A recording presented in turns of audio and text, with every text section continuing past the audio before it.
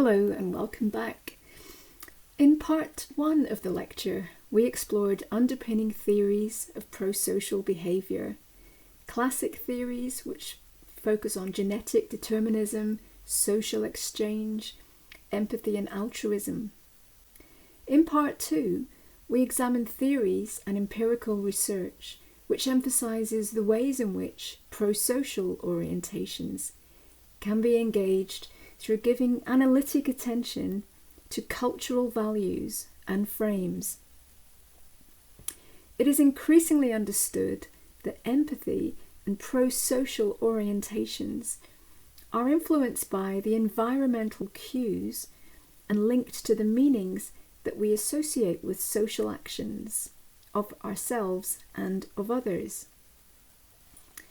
In this part of the lecture, we examine methods by which we can engage pro-social behaviour, drawing on the example of charity work.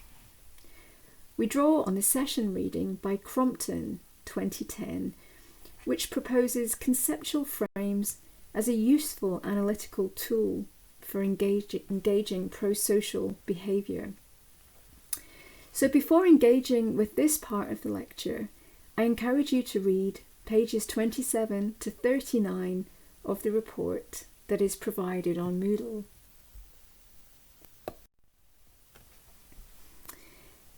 In this slide, we see a range of reasons that are given for engaging with charity work that are taken from a range of different publications promoted by different charities. And just looking down that list, you can see that there are a range of different types of reasons represented. Some which are more concerned with enhancing your own skills, status, prestige, when we see reasons such as boosting your CV, getting your own campsite area at a festival, gaining free tickets for concerts that are in demand, or getting an NVQ qualification.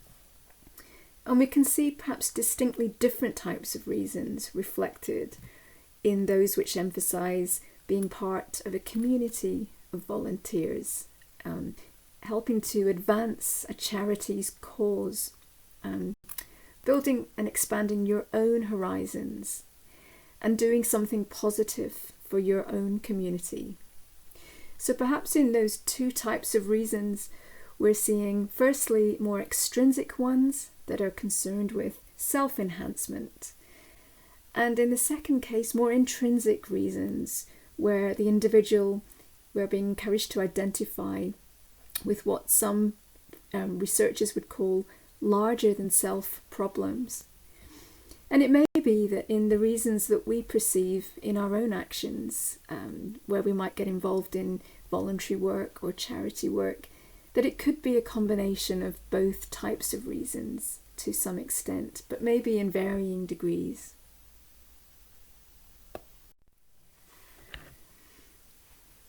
So charity organisations are faced with a decision as to how they can best promote their charitable cause, how they can best enlist public support and engagement in their charity, whether that be through volunteering work, activism, donations.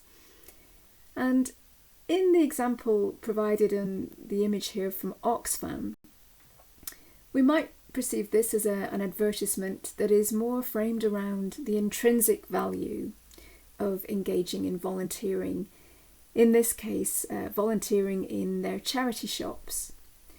So in this advertisement, what we're not seeing is reference being made to gaining retail experience, enhancing your CV, gaining a vocational qualification, but rather what's being emphasised is the intrinsic value, the sense of worth and worthwhileness of engaging in a civic community-oriented activity such as this, and the more intangible aspects that one might gain from this sense of confidence, well-being, and so on. So in this type of advertisement, the appeal we see being framed around intrinsic values as distinct from extrinsic values. such as some of those we looked at in the earlier slide. But as we'll come to look at in the next few slides, we see organisations attempting to assess which particular strategy and which way of framing issues around different value sets is likely to be more or less effective. So the decision of how to frame social issues is one that charitable organisations need to take when thinking of how best to engage support and contributions from members of the public. In the next two slides, we'll see two contrasting ways of presenting the issue of wildlife conservation that were put forward in a marketing campaign proposal to the World Wildlife Fund. So in this first text extract on the slide we're looking at now, we see the issue being framed in one particular way. So I'll just give you a bit of time to read the text in your own time.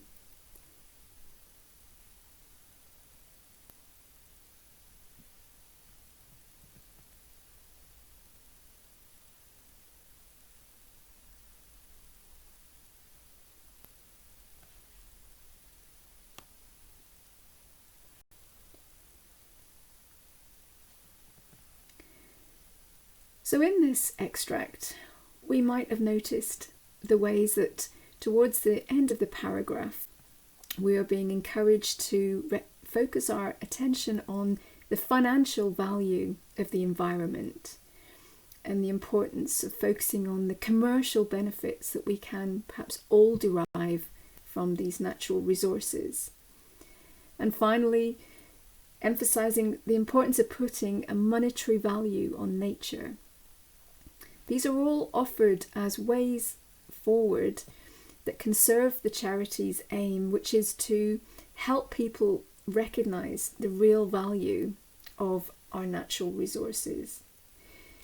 So in this particular framing and this text extract, we might perceive this as being a very extrinsic form of framing of the issue.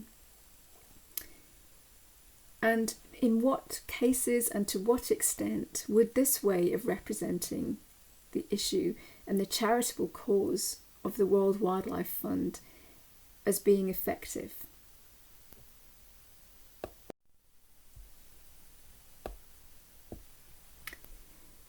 So here we see a second framing of the issue, which I will just read out briefly. Have you ever paused to think about the importance of the natural world? At the World Wildlife Foundation, we are working to minimise the loss of nature in the UK, such as plants, animals, woodlands or rivers, by helping people to recognise its real value. The importance of environmental protection is still often overlooked and is not adequately reflected in planning and policy. One reason for this is that people's inherent appreciation of and love for the natural world is often forgotten. Reminding people of the intrinsic importance that they attach to nature can help to address this problem. So in this framing of the issue, we're seeing different emphases.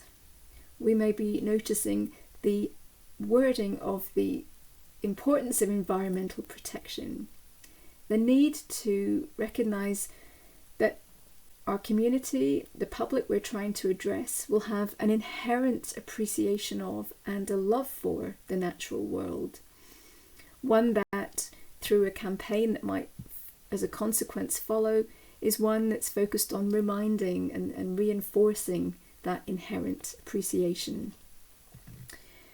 So within these two text extracts, we can see very alternative ways of framing the issue of concern and framing the type of campaign strategy that the charity might go forward with.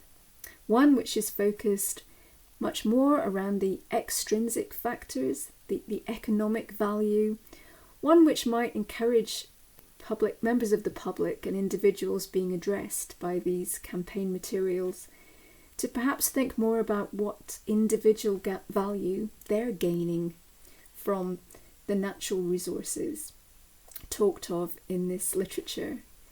In the second case, we're being addressed in a very different way, one which is really emphasizing our shared and universal appreciation for the intrinsic value of nature's natural resources. And those two different ways of addressing us may engage us to act in quite differing ways.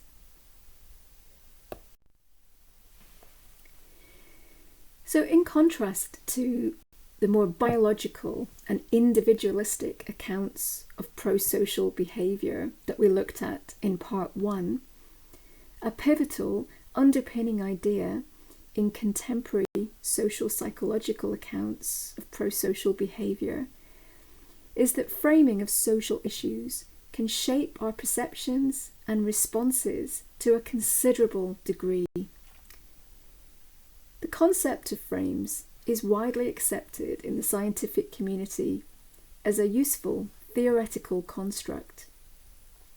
A distinction is made between surface frames, such as the use of particular words or phrases that are used to describe aspects of an event or situation, and deeper conceptual frames, which are akin to cognitive structures held in memory and are associated with particular values, which may be relatively stable but not unchangeable. For example, Sean makes the point about differing frames that can be invoked to describe healthcare conditions that may manifest in a low-income neighbourhood, as depicted in this cartoon graphic, as either being a general a malay in the person, I should say, or a wider issue and structural fault in society. In terms of goals and values, people may differ widely in the priority that they attach to different values, such as intrinsic or extrinsic ones. But the relationship between these has been found to be replicated across nearly 70 countries in the work of Schwartz that is discussed in our reading for this lecture. This study found that some cultures attach greater importance to self-enhancement values. It seems that intrinsic and extrinsic values can be incompatible with each other, and that the more one type of value is activated, such as extrinsic self-enhancement, an alternative value is deactivated, such as intrinsic, larger than self issue orientation. For example, referring back to slide 2 and the reasons for volunteering, reasons such as opening up opportunities for others, advancing the charity's cause, and expand your horizons could be seen as compatible in that they emphasize intrinsic, larger than self values. However, reasons such as do something positive for your community and get free concert tickets could be seen as incompatible, as they reflect intrinsic and extrinsic orientations. Further work in this field of interest shows and suggests the dynamic nature of value systems and the ways in which particular value orientations can be promoted and suppressed. In Gregory Mao's study, a card sort task was used, in which cards used intrinsic and extrinsic motivational words with different experimental groups, followed by a word search task that then asked participants to engage in an unpaid experiment. It was found that participants primed with intrinsic value words were more likely to volunteer in a task that was presented to them after the experiment. Also, drawing attention to even subtly extrinsic factors can reduce the likelihood of helping. Repeated engagement of values can serve to strengthen their importance. And values that appear to appeal to larger than self issues are found to perform better than those which appeal to extrinsic factors. Work by the Common Cause Foundation in 2011 found that campaign literature produced by charities that was drawing both on intrinsic and extrinsic messaging was less effective than those which were focused around intrinsic value orientations.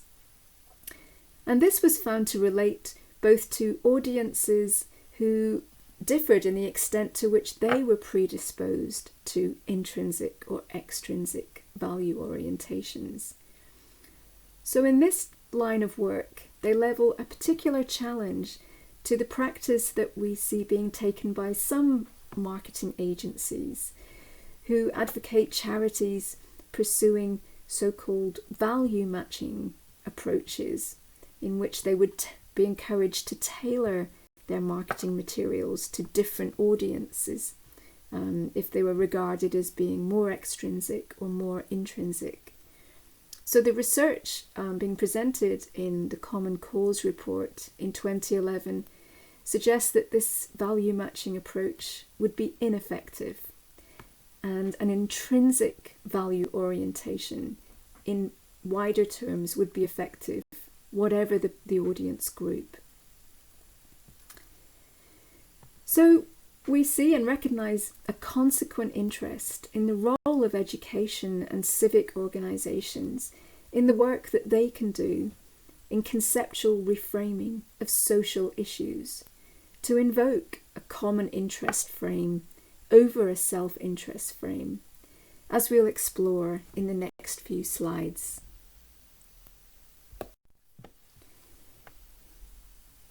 It seems that an important part of a pro-social orientation is how we view the attitudes and values of others.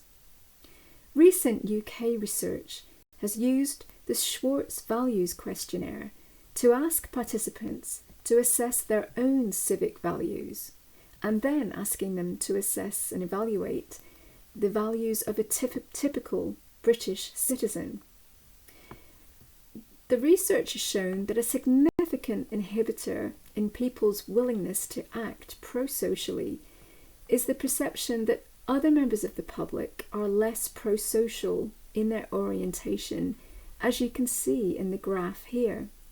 And you can see the disparity in perception of self-civic mindedness and the civic mindedness of an average citizen is particularly pronounced among women.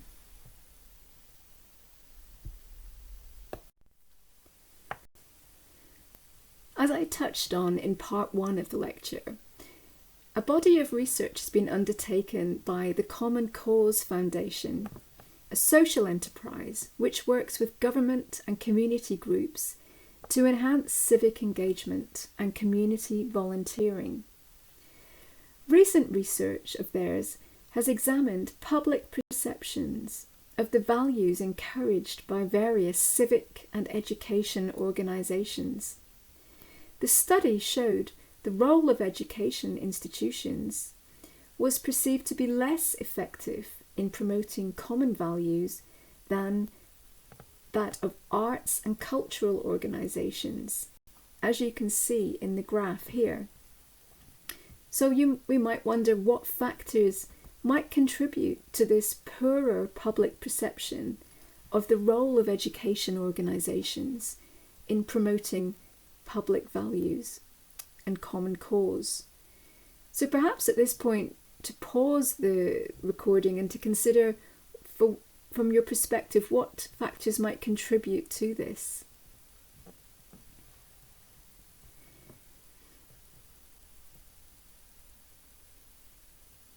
And reflecting on this part of the discussion, we might be considering the ways in which values in education institutions are conveyed overtly, explicitly, but also implicitly.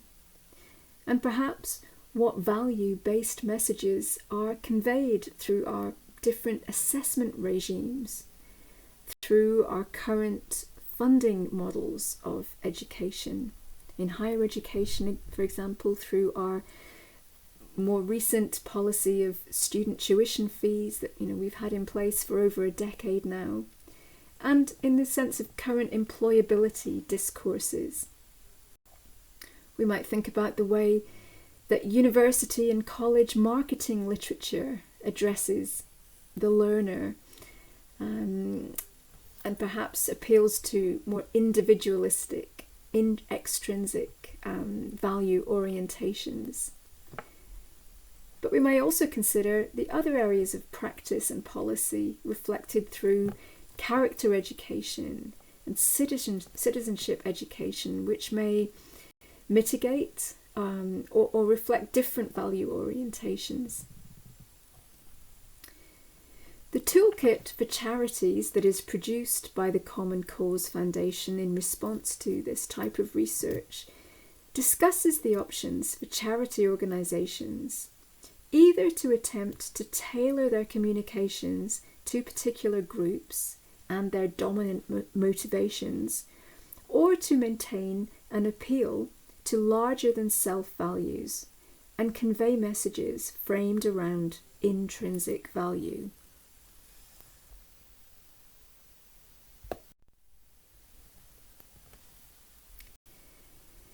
So now I'd like to use a practical example, a case example, to consider the merits and demerits of using particular value framings to engage participation in a charitable cause. So here we have the example of Corp, which is a charity initiative to engage young people in local volunteering. This is a 3-minute film clip about the initiative, which I would encourage you now to watch. Through participation in the volunteering activity, the volunteers can earn points that are redeemed for concert tickets. In support of the approach, Corp points out that 50% of the participants in the programme said that they would be willing to volunteer again without the incentive of a ticket. In France, volunteers were followed up, and it was found that nearly a third reported having done so within 3 months of the concert. So at this point, I would really like you to share your responses and reactions to this charitable strategy initiative, and to consider the merits of the approach in terms of its ability to engage pro-social behaviour. And once you've done that, I would just like to share a few thoughts and reflections, which I will do briefly here, and I will also respond to the contributions you make on the Moodle discussion board. In their summary report on the initiative of Corp, the authors make the following points. It could be predicted that for many participants, the reward will continue to dominate their perception of why they volunteered.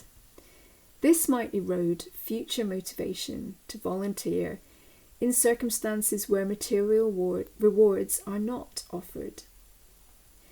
The quoted statistics for repeat volunteering are impressive, but the figures could be higher still if Corp were to recruit participants in a way that emphasised the intrinsic rewards of volunteering, rather than focusing almost exclusively on the extrinsic reward of the concert. This transactional approach to volunteering may have negative effects on future motivations to volunteer. Very many more people are likely to be exposed to the Corp ethos through their marketing campaigns than actually volunteer. The marketing campaign may therefore have a negative impact in drawing attention to the extrinsic motivation for volunteering.